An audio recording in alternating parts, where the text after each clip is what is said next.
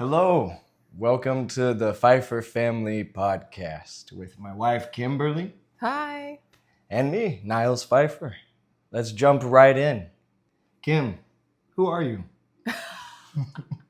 Why do I have to go first? You're right, I should go first. Ah, Okay, Niles, who am I? I am a real estate agent here in Florida, in Clermont. I am a dog dad. We have a Dalmatian puppy and a yellow Labrador mix who's seven years old. yeah, she'll be 8 this year. As will our relationship together Yeah. be 8. And so that's fun. Her husband as of 4 years ago, boyfriend as of 7 years ago. Yeah. No, 8. 8? Okay, it is 8. See, I'm Yeah. not good at math or numbers. She handles a lot of the math and numbers in our business together. But the other half of who I am is a Southern person from Texas who grew up several years in the Middle East because my dad was a successful lawyer in Dallas and then started working as an editor for a magazine in Dubai as he was like their legal consult and editor while also working at a university as a professor of international law. And so that's my background.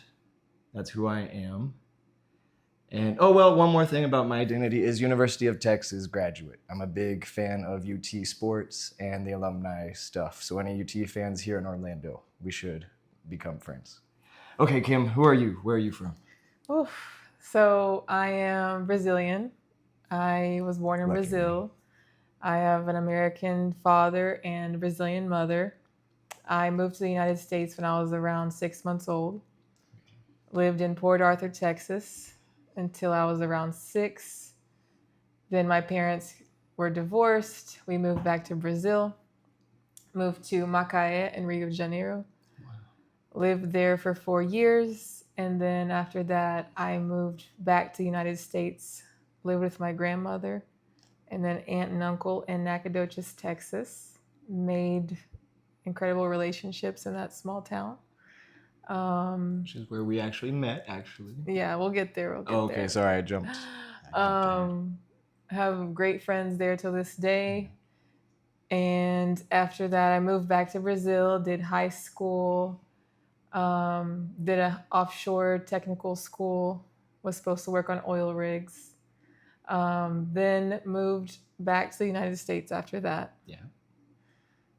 In 2016. 2016, good memory. Almost 10 years ago, July 2016. How much money did you have in your pocket?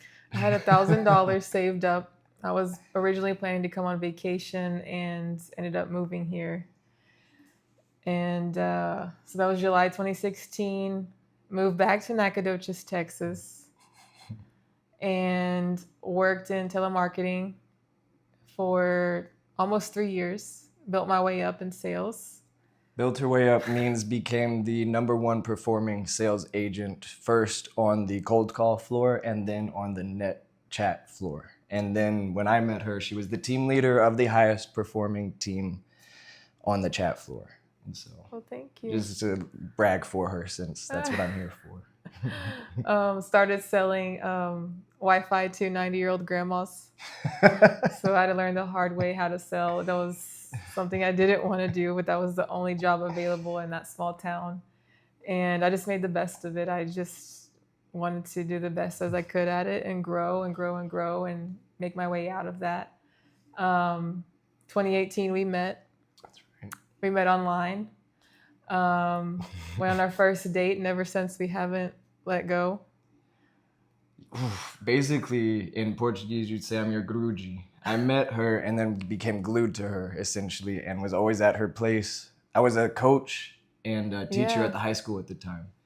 And I just fell in love with this Brazilian girl. I guess because of the international background, I was like, okay, so she's probably got a background with interesting stories, and maybe even if we have a future together, we can be open doors to new worlds for each other, and that's one of the fun things that we kind of hope to do for clients even Exactly. as we go and meet more people. But anyway, keep going. Yeah, it was really fun to meet someone in such a small country town that's, traveled the world and has a different vision and thinks differently. And I really wanted to travel and still want to travel to so many exotic places. And I'm hoping Dubai is the next one on our list.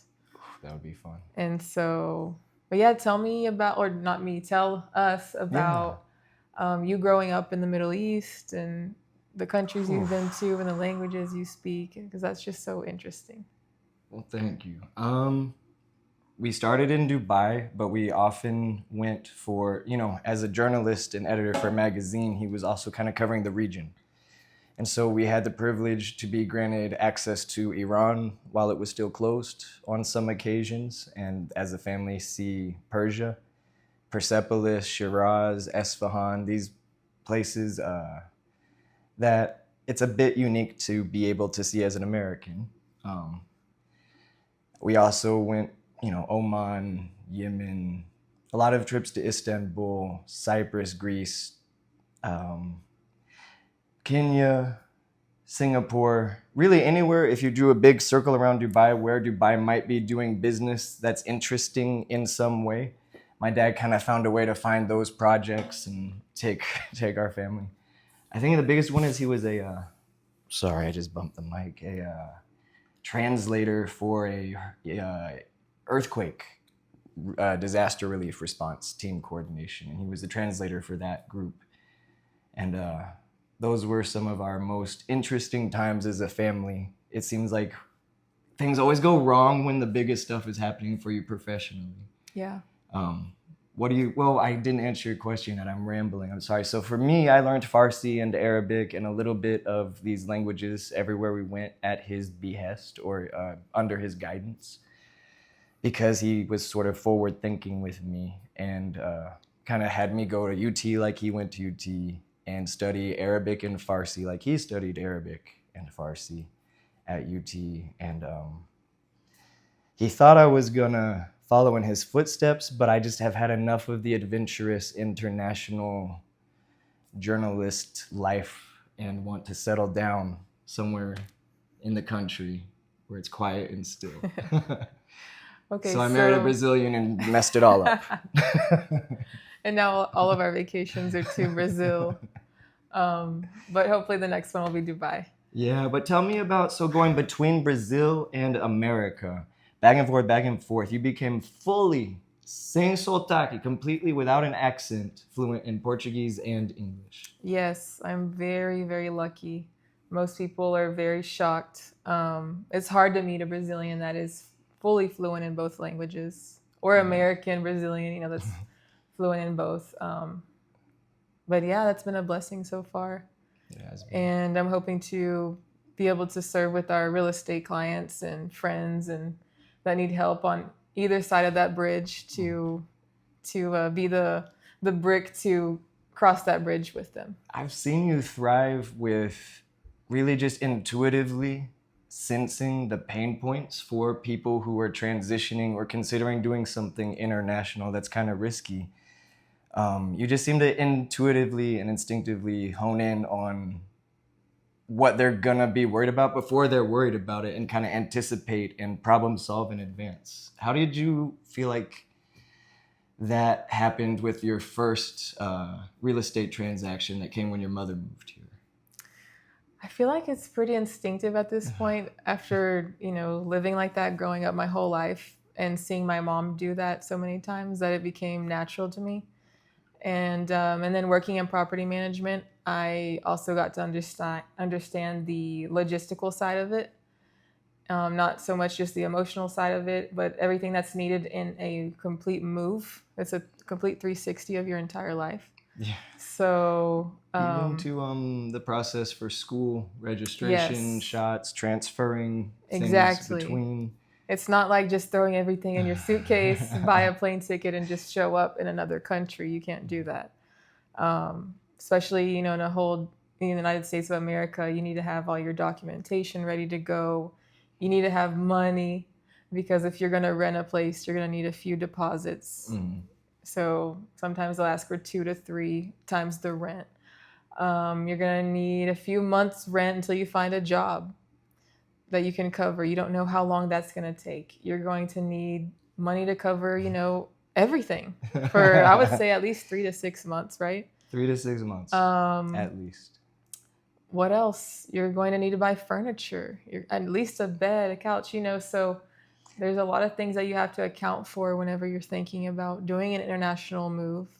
But we can make all that easy for you. We know exactly the things that you're going to need to be aware of and be ready for. And that's all something that you can prepare for so that it's not a surprise. So big on checklists. Yeah, exactly. Checklists help a lot and help stay on track. And deadlines get things done. Exactly. I want to start talking more about real estate in particular. What about your background professionally do you think has prepared you for this transition into real estate full time? I know you were in sales and in property management, and that you even managed a cleaning company. Yes. That you owned and managed. So. Yeah. I mean, all of that together. Growing up, moving a lot. So knowing how to do the international transactions, international moves, assisting, families move here. Number one. Number two, sales. So number two, sales. Knowing, not just selling and pushing, but understanding how to recommend exactly what someone needs. She is good at that. Listening to what the person needs, not just throwing out options. What does Niles need specifically for his lifestyle? I think she's really good at thinking through the practical ramifications for the qualifications that clients give, like the criterias that clients give us when we're searching for them. You don't just take the stats of the profile of the house that they want and give them what the search engine populates for you. You actually think through the full range of possibilities for their actual end game. Yeah. And I honestly want to think through, what is their day-to-day life? What is it going to look like from the moment they wake up till they go to bed? It's not just finding this property specifically. Are they going to have to commute taking their kids to school every day? How long is that going to take? Do they want to sit in traffic? How long is that going to take from there to their job? Where's their gym? Where are their hobbies? Where are their activities? And so at the end of the day, when everything, especially in Central Florida, everything's 30 to 40 minutes away, you need to be able to calculate that into where you're going to buy your home or rent your home, because time is limited. You only get 24 hours a day. So we need to also put that into our calculations of what your lifestyle is going to look like. That is very true. I love those points. I had one more question pop in my head while you were talking. I hope I didn't phase out on listening, trying to remember it. But you seem to have a very intimate, detailed knowledge of the neighborhoods, the surrounding area, not just like where on the map is Winter Garden or Windermere, but the culture and the appropriateness for a personality type or a client profile for that particular environment. Because there's little differences, there's subtle differences. Oh yeah. There's Orlando, there's downtown, there's Winter Park. There's, so downtown, you want to go out and walk and have drinks. And Winter Park, you want to have access to the fancier restaurants and the boutiques and walking with your family. But that's also going to be a higher end price in real estate. Yeah. You have Celebration, which is like the Disney neighborhood with all the beautiful white homes. And then you have Winter Garden, which is more the family centered, historic downtown. But also close to Disney. It's also, from what I've seen, the preferred area for Brazilians. They love Winter Garden. It's usually a place where you can see Disney fireworks from your backyard. Yes. That's where my mom chose to live. There's Clermont. We love Clermont. We love Clermont. I like seeing the fireworks. Yeah. You can sometimes see them from here even at sometimes certain places. You can, yeah. Okay, sorry. We love Clermont. We fell in love with Clermont. It's kind of a little bit more on the countryside. I guess that comes from our Texas roots. We're still super close to Winter Garden that we love. We're right down the road from Southern Hill Farms. Southern Hill Farms, a lot of good memories there. Yeah, so if you like to pick sunflowers, strawberries, and have access to food trucks. Look it up. It's a beautiful experience. We have it on our Instagram as well. Where else? Mineola's down the road. It's growing It's rapidly. the Mineola Clermont border is all that I'm super familiar with Mineola, but what I've seen there, I've really enjoyed. It's kind of quaint, but it has Yeah. like an accessibility, like hominess to it. Exactly. Clermont's grown a lot. So Mineola, they're saying, is now the new Clermont. Okay. And it's right down the road. So if you want something a little bit smaller, Mineola, Groveland, Cool. those are a little bit, I'd say they don't lose any of the Clermont charm with the going smaller. Exactly. It's not like you lose the access to the great city planning that Orlando area No, seems to have. they're like, working no on more dirt roads or holes in the roads. None yeah, of that. like Schofield here to Clermont. I remember when we lived in Orlando, it used to take 45 to 50 minutes to get to Clermont, to go to this farm that was on a dirt road. Now it's completely paved. It's Schofield. It's the new memorial road for Charlie Kirk. Yeah, that's right. And it's just growing rapidly out here. And so now it takes 35 minutes to get to Orlando from Clermont. So that means you can literally live outside of Orlando and still have easy access, and you don't have to pay those higher prices for maybe an older home and still live comfortably somewhere else and have comfort for your family. If you have kids and they have a lot of activities, Clermont is a city of champions. This is where Noah Lyles lives, and people are training for their track and multiple other Olympic events here in Clermont. So yeah, sorry, I didn't mean to cut you off. Here it sounds like we get a good mix of the country lifestyle with a unique angle with this wellness, fitness. Yes.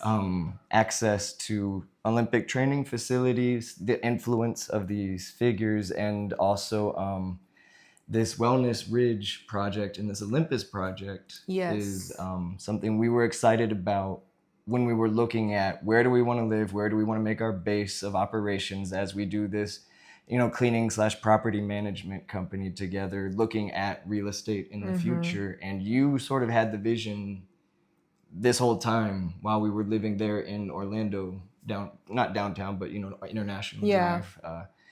You had the vision for here, and I think that we're seeing it grow up around us exactly how you foresaw. So just one more point to confirm the idea that she's very intimately aware of and on the pulse of the Orlando greater area happenings and developments and nuances through property management. And, really, your mom. I just super... love it. I love it. It's just something that appeals to me. Like, I love growth and new things, and it makes me excited.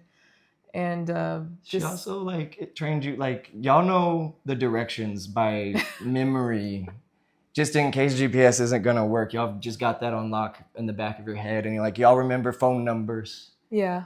And so just bragging on my wife a little bit more, there's also those really high capacity professional just skills that you have.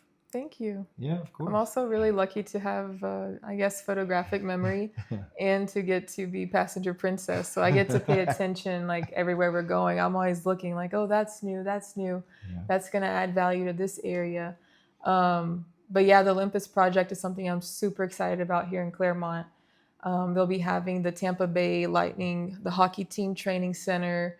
They're going to have a biking arena.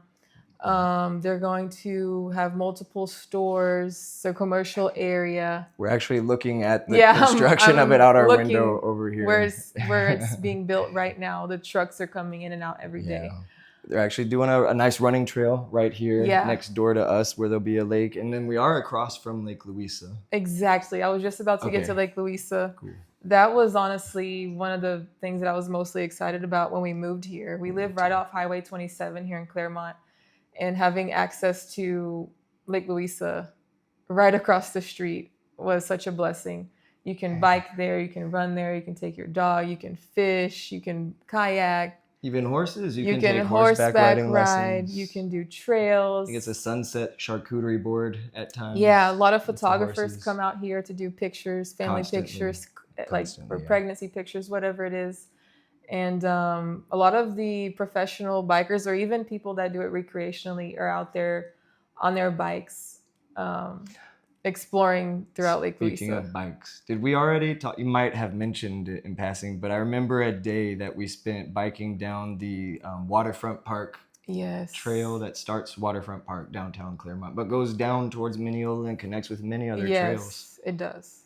And so you kind of have the option of, if you want to feel like you're immersed in nature for your biking, there you go, Lake Louisa. But then you have the more social downtown people, dogs. If you're Another memory overstimulated, go to Lake Yeah. Louisa. If you want to see people and things happening, go run or ride your bike by Waterfront Park. Yeah, quick off the topic question. Whose farmer's market do you prefer between Winter Garden and Clermont? Or is it Winter Park that we've gone to? No, we've gone to Winter Park. Okay. I prefer Clermont because I just love Clermont at heart. But if you prefer variety, is it a little bigger? It is a lot bigger. And Winter Garden, I was also overstimulated. There was a lot going on, a lot of people. Me too, actually. Yeah. The Clermont Farmers Market, it's a lot smaller. You know the vendors, they're there every Sunday. There are people that become friends. They know your dog's name. So that's something that's important to me. Also very dog friendly. Everybody's got a water dish and access. Not everywhere has access to water, but at least a dog dish every so many feet. And so that's nice. So Clermont, if you are an active person, you like being outdoors, you have pets, you want to raise your kids, they're going to be involved in sports, I think Clermont's the place to go. Awesome. Yeah. So what do you think you would say are all of the reasons why we work well together and potential clients could anticipate the benefits of having a team who's proven to work well together for several years as co-founders or owners of one company within the context of doing real estate agent work? Do you think that it's a terrible idea to work with a husband-wife pair? You're just going to get caught up in their marital drama? No. Or do you think that we have a proven track record of synergistic potential? No, they're not going to have to worry about that. We obviously, like any couple, we argue and we have our issues, but we leave that all at the door. That's no one's problem. Once we're working with them, we want them to have the best experience possible. And I have extremely, extremely high standards. Yes, you do. And I want whoever we're working with to have the best experience possible. That's just what brings me joy. And sometimes I'm even too much of a pushover because I just want to please people so much. But and we both are kind of like that. So we're going to do everything to make sure they get what they want. I think we have I think, lead with a lot of warmth. Mm-hmm. And I'm a very warm person too, but my background was also teaching and coaching, which is a lot of like, at the end of the day, do what I tell you. Yeah. And so I think it's easier for me to suddenly be like, hey, no. Especially if it comes to you, something where I'm like, no, that's too much to ask of her, or that's not fair to her. But you might let people kind of like bulldoze you if it wasn't for... Yeah. I mean, I like to go above and beyond. That's really what it is. Sometimes it's hard to like put a limit at that, but I feel like most people, they know where to stop. But then there's also different, there's all types of people out there. I think that's a better distinction, is you're so naturally geared at high performance and excellence and performing to a certain standard and being the best at everywhere she goes, she's always been the best at what she does. And so that's kind of just what she expects of herself. And it's nothing less than that is acceptable. And with that can sometimes come forgetting natural human limitation. Mm-hmm. That's not that you let people bulldoze you, but that you think you can say yes to everybody because you're Kim Possible. And I'm like, you're Ron and is it Rufus? Yeah. And we're like, slowing you down a little bit, because if nobody slows you down a little bit, you're going to end up like Atlas and get crushed. Yeah, that's true. So. But going back to your question also about like how we would work well together. Thank you. Sorry. We will work well together. We will add value to our clients, but also just having two people thinking for you in your benefit. There's only so much one person can handle. So having two brains. While he's driving, I'm looking things up, I'm researching, I'm finding things out.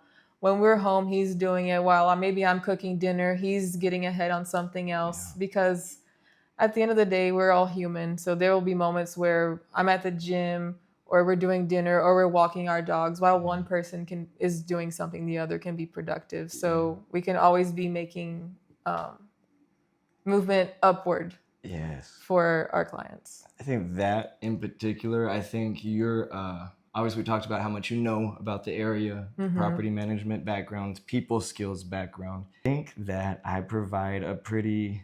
Yeah, you provide a lot of value. As you were saying that, I was thinking about so many things. And one of the things that came to mind is when I met you, one of the things that I admired the most about you was how disciplined you are. Oh, and it was something that I really wanted to rub off on me. And it took about 7 years. And the last year, we can get into that in a little bit, how our discipline with the gym, waking up at 3 a.m. That'll be something fun to talk about. But he already used to wake up at 3 a.m. 8 years ago to go to the gym for 3 hours, lift heavy weights, then go into work at 6 a.m., get home at 7 o'clock at night, just to go back to sleep and do the same thing every single day. He would never complain. He would just get up and go. Yeah. And I really admire that about you. And then the other thing is you are really a good people person. And I feel like you, having traveled all over the world, you know how to talk to people from any place at any time. And not just talk to them and not just being warm and nice. You understand their culture, because there's certain things that you can say and you can't say to certain people in certain cultures that it's disrespectful to do. And you are aware of those little cues and these things that make a big difference. We recently had showings with a family that had a Russian person. I don't even know if I've ever met a Russian person. And you knew how to say something to them in Russian. Because he also knows how to speak over 7 languages. You're the smartest person I know. So I've studied and I can read several different dialects and language groups, but who do you know that knows that? Like, that's speak super Arabic, impressive. Farsi, Portuguese, and English. Yeah, that's very impressive. Most people can barely speak their own language. I accept that. I've worked really hard to pursue every skill, and everything that comes in front of me. My family culture was go really, really hard at it too. Yeah. And so that's a huge weight that you add. That's a lot of value that you bring, that in not just a transaction, because whenever you're buying or selling at home, it's not just a transaction. You're building a relationship with this family or this person over time. That it's not just, here's your keys, give us our commission check. Yeah. This is someone that we want to have a relationship forever, because this might not be just their first home. Maybe they'll later buy an investment property. Yeah. Maybe later they'll be buying something for their parents or their kids or their friends, and there'll be referrals. And these are people that we will be around frequently. And so they become your friends. Yeah. And I just like weirdly, I just like everybody. Like, the more different from me you are, or the weirder you might feel like you are, the more charming I probably find you. Yeah. Which is... You really don't like normal, just, not that you don't like, but yeah. I'm more like curious about and interested in people who are different than me, because it just makes sense that there's more... there's more out there. Yeah, there's more valuable knowledge that you see that I can't see, the more different you are from me, probably. For sure. And that's something I would always tell the kids. And I think that it kind of helped us get to the place of appreciating the differences is one of those principles from the set. So I'm obsessed with the 7 habits of highly effective people. And I'm going to preach about principles. If we become working together related, you'll hear a lot about principles. And so there you go. That's one of them. And so I think... Oh, sorry. You should go, but I think you're very great at executing results and ensuring the results are... Well, I couldn't do any of it without you. And I think I set up everybody for success, to do as well as they can for your results. Yeah. You know what I mean? And so I think together we have that's something that I've... leader-manager dynamic. Or you're kind of the visionary, and I'm kind of the one who's like, okay, and all the things that make her vision happen. Yeah, Go. and we couldn't do it without each other. It Yeah. wouldn't happen. We wouldn't get from point A to point B. And so Not that I'm not also the leader, like just forgetting gender roles. yeah, You have the exactly. vision, and in 7 Habits. Instead of like we're throwing it's, gender roles out the door and we're figuring out, okay, what are the traits that you're best at? How can we apply that? And I was raised in a very administrative, way, as my mom most of the time was a single mom. So I had at 15 rig administrator. Yeah, and at very 15, I rough was fellas. already living by myself, having to Yep. pay the house bills, obviously with her money, but while she wasn't home, I would have to make sure those bills were paid on time. Yep. And get groceries and cook and all the things she does for me. So a lot of that just transferred over into our relationship and Yeah. into work, into all areas of my life. And then you also have the things that you add in different areas. So I feel like we were able to assign those tasks in the best way possible to make things happen. Yeah, I think so. I think when it comes to long research projects that are really boring, I'll go and do all the pre-workout, elimination and pre-arranging and pre-filtering. Pre-workout, no. And then you'll sort of like put it together into its final form that we present to the client that is optimized and aesthetic and user-friendly. I'm very practical. So I call you sort of our front of house and me our back of house. Yeah, exactly. Engines. Exactly. Cool. But without you, we wouldn't get access to the valuable information. Okay. So cool. I know we talked about your background in Middle East and travel, but tell me more about your family. This might be a bit harder topic for us to get into, but I feel like it's important to people know what you've been through as a person. And you're only 36 years old. And so out of your family, if it was your mom, your dad, and 2 sisters, when I met you, you had already recently lost your mother. And then shortly after we got together, it was grandfather, then grandfather, then grandmother. And then 2021, we found out about Halsey. Do you want to talk about what happened? Yeah, so my sister got a glioblastoma brain tumor, which is like the worst kind of cancer you can get. And it's a miracle that we got 3.5 or so additional years right with after her. COVID. Yeah, right after COVID. And coming out of COVID was very stressful because I left behind coaching to just figure it out as an entrepreneur. And then COVID. And so it was just all... And anyway, so the last several years have been very heavy as we approached the inevitable and then through the inevitable. And then since has also been,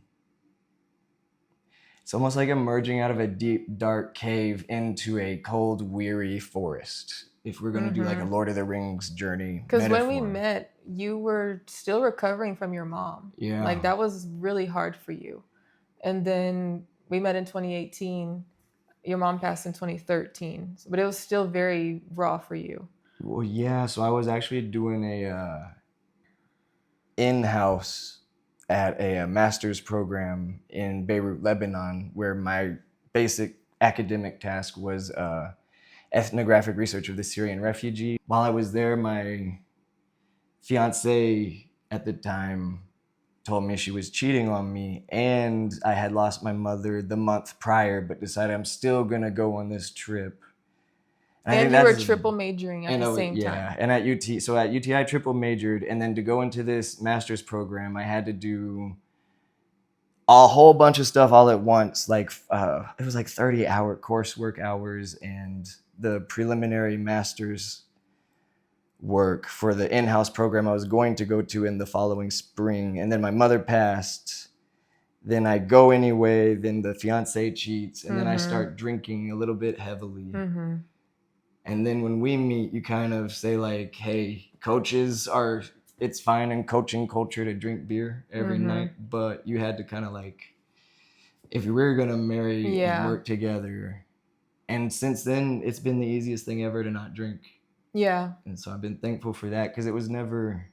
Well, anyway, just so that was some of the stuff coming out of all of that depression. Yeah, just overcoming a lot and um, a lot of emotional distress and so getting through all of that has been hard. But my dad was always the type of person who was a big believer in you take the worst things in life and you turn them into the best that you can. yeah. Like you always Well, make his the best story out of it. is, we should get into that sometime. We'll It's get- very interesting. Yes, we'll get into parents. So, but then, yeah, so then we met, you had just lost your mom. Mhm. That was something really, really hard that you were still going through. And then that's 2018. 2021, we find out in December 2021, Halsey is diagnosed with stage 4 glioblastoma. Yeah. She at this point already has 2 kids. No, she already has 3 She kids. has 3. She already has. Yeah. And she was trying for her 4th. She when was she found wanting out. to have her 4th child. She We all wanted had 5. faith that she was going to overcome this cancer. That We did. she was We had a healthy, faith in healing. Yeah, she was the healthiest person we've ever met. She was a marathon runner, Ran a nurse. She got a scholarship for university track and field at the longer distance running levels of competition that paid for her medical school, for her nursing program, where her goal was to go be a missionary nurse in Africa, providing free healthcare to orphans and tribal peoples and stuff. And so she was a very beautiful person. Yeah. And everyone who's met her has basically said that she not made them believe in Jesus, but like she was so obsessed with Jesus and so kind and loving, and as close as you could get to someone who acts out what we wish people who say they believe in Jesus acted like. Yeah. Like so saintly, very saintly, innocent, pure, always very angelic, uplifting, encouraging, never burdened anyone with her own negativity. Everything was positive, happy, and happy, healthy. happy, healthy. And she did a lot of beautiful artwork for her family kids as she was going through the process. Because you stop working, but you don't want to stop living. Yeah. So she started trying to sell artwork, and that kind of snowballed. Because she had to stop working, right? Yeah. So what happened with her diagnosis? So she finds out she has stage 4 cancer.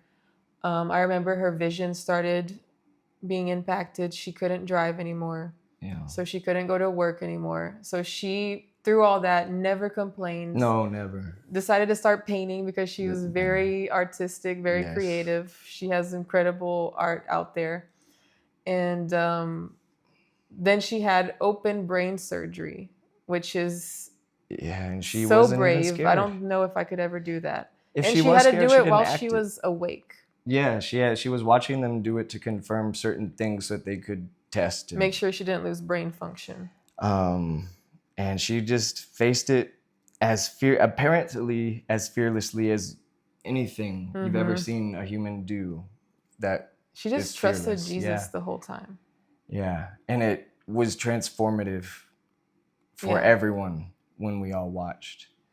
And then for me personally, like for my relationship with Kim, why am I so attached to her? Part of why I'm so devoted to her is like Kim went with me Halsey's last 6 months over and over and over again, driving to Houston or flying to Houston from Orlando, arranging coverage for our business, handling clients while I'm driving or caretaking, or even taking over most all of the caretaking responsibilities when it came to, a lot of things become intimate and better for a lady. And we were doing the physical therapy to try to regain limb function and mobility, even as things were declining. And Kim was a big support in all those things that I hope gave her the best quality of life possible for that time frame. And put up with waking up. Probably she had as many sleepless nights as me where I'd be crying all night. And then she can hear it in the bathroom. Yeah. And just with me by my side, spoon feeding my sister, wiping her face, eating the pills, cleaning after showers and Well, this restroom. was, so 2021, she's diagnosed, just so people get an idea, because she's diagnosed December 2021. She's 30 years old, Yeah, very 30. healthy. Then she has an open brain surgery, recovers beautifully. Her vision's impacted a even little starting bit. to run again. She goes back to running. She would do about 2 miles a day, which I still don't even know a healthy person that can tell me. Only Out 2 of miles 10 a day. people that I know, let's say one person actually does 2 miles a day, much less has brain cancer. Scaled it back a little bit. Yeah, she scaled it back. That's healthy. You know, that's your family. You guys are all overperformers, which is incredible. But I'd rather be an overachiever. Overachiever. But anyway, so this is 2021, 2022. She has surgery. Yeah, She's still doing okay. Every scan improves. 2023 scan improves. 2024. Yeah, I forgot about So all at this that hope. point, we have faith that she's actually going to overcome this cancer. That's right. 2024, things start to decline. We get a bad scan. She starts having, what were the Alice in Wonderland syndrome? They were on a road trip, actually, I think to like Tennessee or something, and to see old family friends of my because at this point they think everything's getting better. Yeah, she was. So there was a new type of treatment that she was responding very well to, that was shrinking the tumor to points where it wasn't showing in the scan. Even. Everyone was very impressed. Doctors were shocked. We were thinking maybe a miracle. I think Houston News you could probably find it online, had a news story about it. Yeah, MD Anderson. And MD Anderson. Oh, and also my sister's husband is the head pastor of a network of churches there in Houston. So they were very supported. Very supported. And so anyway, yeah, it seemed like miraculous healing, and then all of a sudden during family vacation, it's like the most, not quite Christmas Eve, but like goodness gracious, fortune, like, well, August 2024, I remember August 2024, I had friends come in from Brazil, so you went for Halsey's birthday. Right after that was her 33rd birthday. Everything also still seemed fine. I think she just had her second surgery. Things, everyone was hopeful. And then October, they go on this trip. One side of her body starts to go numb. And then she loses function on one side. This is October.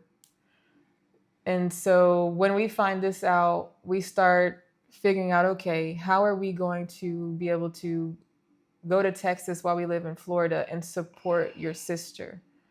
Because me as your wife, I wouldn't be able to think down the line like we didn't do everything possible that we could. Because financially and logistically and physically, it just wasn't possible. And we went quite far beyond what was financially possible on faith. Yeah, we did. Kind of that was one of the things where it was like, mathematically, how are we, like physically, we have a cap. How are we going to do this? We either have to scale with employees, a much bigger cleaning company, or add additional income and transition. But in the middle of this like emotional turmoil, there was just no way we can even like process how to strategically set all these things up. What ended up happening is my sister died, and then we went straight into real estate school and started working double, and have since not stopped working double. And now that we're realtors, it's double plus weekends. And so now we're like pretty much 7 days a week, 18 hours a day. And that's how it's been since my sister passed, which is kind of what I did after my mother. After my mother passed, but it was more in academia and international affairs. But instead of focusing and drowning ourselves in it's sadness, always about, it's okay, let's go hard in this thing. And because life is short. I believe they're still there. I believe they're watching. And I believe with what little time I have, I'd rather make them proud with what I do than make them be like, okay, so my suffering achieved what in you? And so the best way to carry forward that legacy and the light. And so she passed. October is when one of her side of her body stopped. November, we started getting ready to be in Houston full time. So we were driving back and forth, taking our dogs, or Friends would watch our dogs. Our business completely stopped. We had no income for November and December. Yeah. We had so many incredible people help us. We had so many Yes. donations. We felt so loved during that period. I've never asked On for that help. note, our brokerage is full of really amazing Yes. people. Yes. My sister's church and home church network there in Houston is full of amazing, incredible people. Yes. And so, if it weren't for every single person, for every dollar cent, we wouldn't have been able to pay our rent and eat or be there for her. Honestly, we wouldn't have been. And for whatever reason, things were more complicated than you'd think, and it was harder to arrange for professionally trained medical workers to be there. Yeah. And so it was a family and friends receive education and pass it on to each person as you hop in the caretaking role. And me and Kim kind of decided we'll do whatever it takes for her to have somebody there at all times who knows what needs to be done at all times. And all she feels comfortable, because when we got there in November, she had only lost physical function, but she was still fully there. Mentally and emotionally. So having someone like wipe you or give you a shower, it's like, I wouldn't want a stranger doing that, or just like a local friend, but I don't know that person. So I think we were pretty sensitive to that, to be there for her. And not just only that, since she was diagnosed, we weren't able to be there for her as much as we wanted to. Like realistically, we would be in Houston 1, maybe 2 times a year. Yeah. And so when we were seeing things were really going downhill, we were like, we're going to have to be there for every single moment. So we got engaged in her backyard. Yeah. And she was one of the big people, always kind of pushing for me to propose to her, for us to be married, commit to having kids with her. My sister had a really big passion for Kim and really, really loved Kim in particular. I guess, you heard some of my background. I didn't have the best choices before for ladies. And so, so yeah, you were there with me through all of that. And obviously none of it, I wouldn't be here without her being there in that. I guess, can I transition to our little project I do for her legacy? Absolutely. So you might hear us as we go talk about Halcy's legacy project. It's the Halcyon project, but the brand is Delta Phi, which is a delta is a triangle. 3 Phi is Pfeiffer, and there's 3 Pfeiffer kids: Halcy, Anna, Pfeiffer, and then me and Kim at the time had just Zora. And so at the time I thought it was just all these synchronicities around 3F.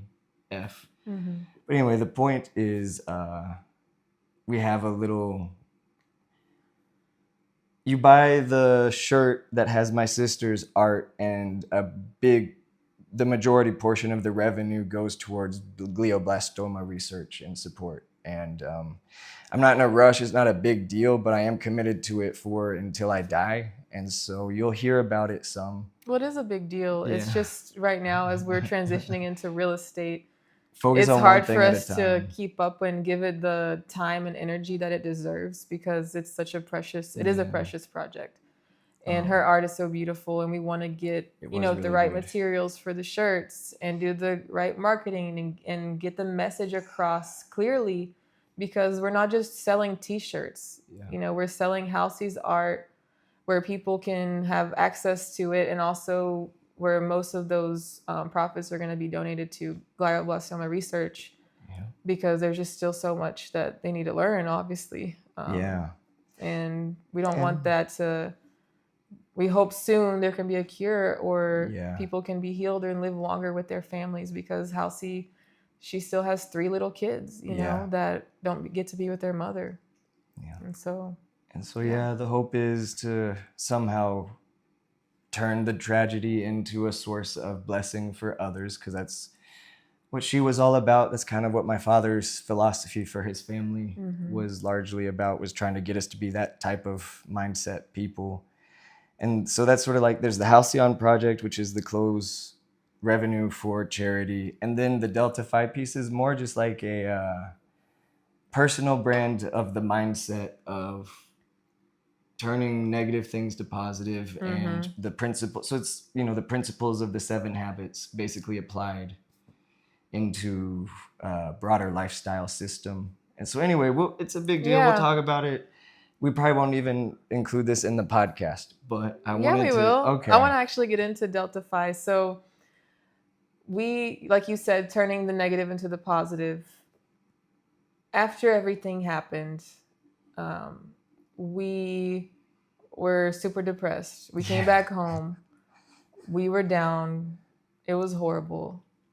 But one thing we did was dedicate ourselves to our health. Like, that was our main focus. The only thing that we can control is getting up in the morning, going to the gym, and most of the time eating as healthy as we can to have health, to have a long life for us, for our future children, for our family, because we don't want, anything like that to happen. Your family does have a cancer history. Yeah. So we were like we still are obsessed with our self-care to prevent cancer. Exactly. So we started waking up at 3:00 in the morning.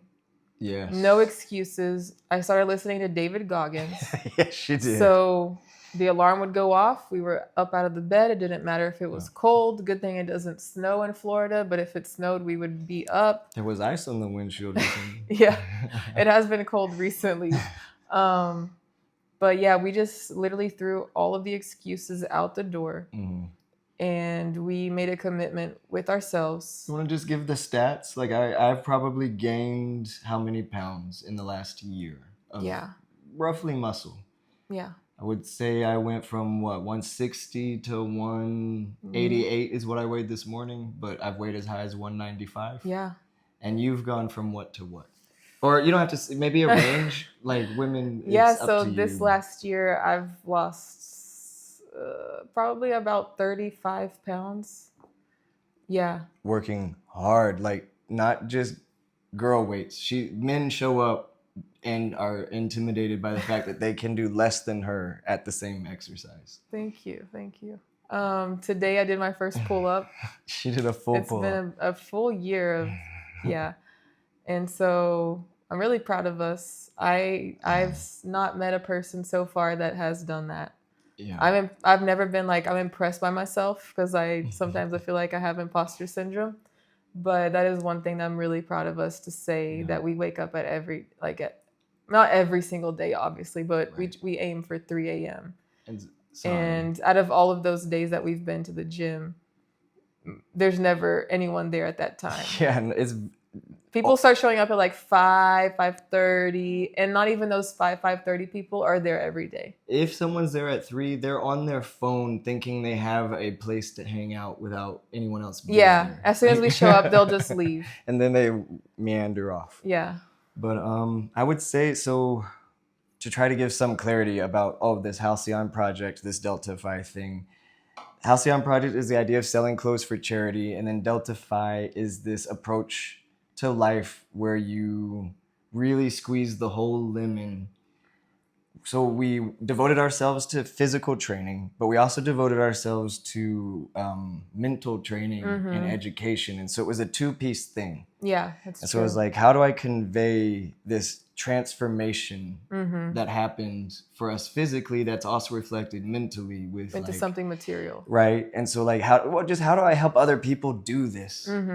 Because it changed my whole life. Getting up at 3, going to bed at 7, doing 2 hours of gym and 2 hours of academics before work as an adult is insane. But you can do it. And it's shoot, if I can do it, my wife can do it. Once you find out the stats, how many hours a day we're scrolling on Instagram. Yeah. It's out of those 6-7 hours, 2 can be at the gym, 2 can be studying. You still have 2 or 3 to throw away on your phone. And so Delta Phi, at the end of the day, if there is a product side to it, it would just be a club, the 3 a.m. club / the early risers club, because, we can have, there can be the more intense people and the people who don't necessarily need to get up at 3. Not everyone needs to it's get more up of a at 3. mindset. It's a mindset more than it is you don't have to literally wake up at 3. But if you're a bad MF, that's the shirt that you'll be proud to wear out. I'm playing with the idea of having a shirt that you have to prove you did 40 days in the protocol of the 3 to 7, 2 hours of training and 2 hours of academics before work. If you can do that for 40 days, you earn a certain status symbol shirt, maybe, to be like proud of. And then it has the cross purpose of like a little virality marketing. Hopefully you're proud to show the shirt online and it looks good. I would love to even like give it back for free. Free, ideally as much free as possible. Well, no, listen. Sorry, I'd love to give it away for free if the person says that their life was not transformed. Like if your life was not transformed by waking up at 3 or waking up extremely early, going to the gym and focusing on daily education. And if you are able to tell us that you were not completely transformed, you can have your money back. Wow, I love that. Which I'm sure nobody's going to ask for their money back. So no one's going to get a free shirt. And so, yeah, sorry, no free shirts. We're not that charitable after all. But no. Not yet. The other half is completely geared at maximum charitable production. Yeah. Anyway, that's that. I don't want to go too far on it because this is really about our lifestyle here in Orlando, why we chose Clermont. But anyway, that is who we are, why we're here, what we do, what we can do for you. I'm really thankful that if you're still listening, you're a champ. Thank you so much. I'll buy you a drink sometime. Let's hang out. Well, it was a pleasure. I can't wait for us to talk more. If you want to know anything specific about us, I'm sure there's a lot more that we need to share. Sometimes we even forget to introduce ourselves as a couple because we think it's obvious. We do. And then people are like, okay, who are you? Or why are you here? And so we're a married couple. Very married. But anyway, if there's anything in the story or anything that we've told you guys that was a little unclear or that's missing, just send us a message or a comment, and on the next video we'll be happy to clarify and let you guys know more about our lives, because kind of got a lot. Sorry, it was kind of a lot. We have a pretty full life. We have a lot going on. We have a lot that we're looking forward to. Honestly, overall, we want to be successful in real estate to serve our clients, but also to have children. And I like the idea of having I want the network of people that I'm anticipating coming through real estate based on the brokers and leads that we've met so far is just, I'm enjoying meeting so many good people. Yes. That I could invite to a charcuterie board night or some such, because I want my kids to come up with a community and I'm going to have to build it for them. And I want to find other people who want to build good community around family and, And we've been so blessed as we've entered this market. We thought it'd be so competitive. And everyone's been so welcoming and so friendly. Even like kind of up there people who I'm like, I'm not as good as you and I'll never be as, and they're just like, no, I'm here to help. And and they'll randomly reach out and say, we're here to help you and teach you. And I've just been so blown away by their kindness. And I hope that we can contribute back to them, throughout the years and as we're building our career, and be a contribution in their lives somehow too. Absolutely. But we just been so blessed, and the realtors and the title company and the mortgage lender and the brokerage and the staff. Like, we luckily befriended an awesome person who worked at a brokerage that just so happened to have a lot of, I'd say, foresight beyond most brokerage in the way they staffed her administration, where she has people in roles that don't exist at other brokerages that help things go better. Like, I feel supported. And they're all just great people that you want to go have a barbecue with at the end of the day. I've worked, we've worked other jobs before.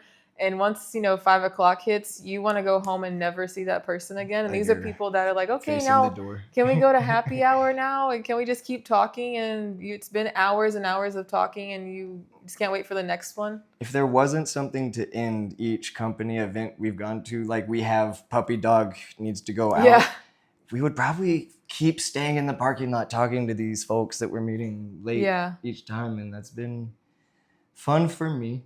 Yeah, I've really been enjoying it. Because, the journalist background, I got to be homeschooled and my life was much more social as a young person. So I like the social side of this job. Yeah. No, we've been having fun. And I think it's a good value point that we happen to be at, I think, a great brokerage. So you don't get just two for the price of one if you consider us as your agents. Yes. You get two for the price of one who have a mentor who is a bad ASS under a mentor broker who is a bad ASS Yeah. NF. And so with like a transaction coordinator, with a personal branding coach, with a new agent, like Yeah. there's an agent who's super experienced, and he's had every new agent thing just be like, I'm here to help you. You know, like Yeah. crazy. And Everyone we have films for each other and puts each other's stuff up. Everyone's just so supportive of Yeah. each other, and they just want everyone to grow together. And I'm just really excited to see Yeah. where this is gonna go. Yeah. And so come meet us. Come get invited Yeah. to the company Chicago. Maybe you don't get to come. We'll see. I'll have to ask permission first. But like, come get involved in this fun life that's being built around us in Orlando and Clermont in particular. Exactly. And we would love to show you and tour with you. And if you're unsure and you're thinking about moving to Florida, maybe you live in a different state or a different country, and Florida's been on your mind. Florida has a lot of other benefits that we could talk about later that we don't need to discuss right now. Do you want to? As it's we're in a pretty sensitive time right now. We'll get into that later. But Florida's very appealing in many ways, especially for taxes. If we're going to compare with like living in California. Or New York. Your income isn't going to be taxed as much. And we're just talking taxes, just numbers. Like, yeah. That's literally all I'm talking about. So is it just advantageous for investors? Exactly. Like, this is where I'd invest if I were advising anybody. And you get more for your money. Like a property in California or New York is going to get you a huge property here. Your kids are going to have a much better lifestyle. They're not going to be cooped up in a little apartment. And they're going to have land to run on and friends to play with and things to do and grass to touch. And if the like more traditional American dream lifestyle, exactly, if that's what you like, I feel like it's realer here. I feel like it's eroding.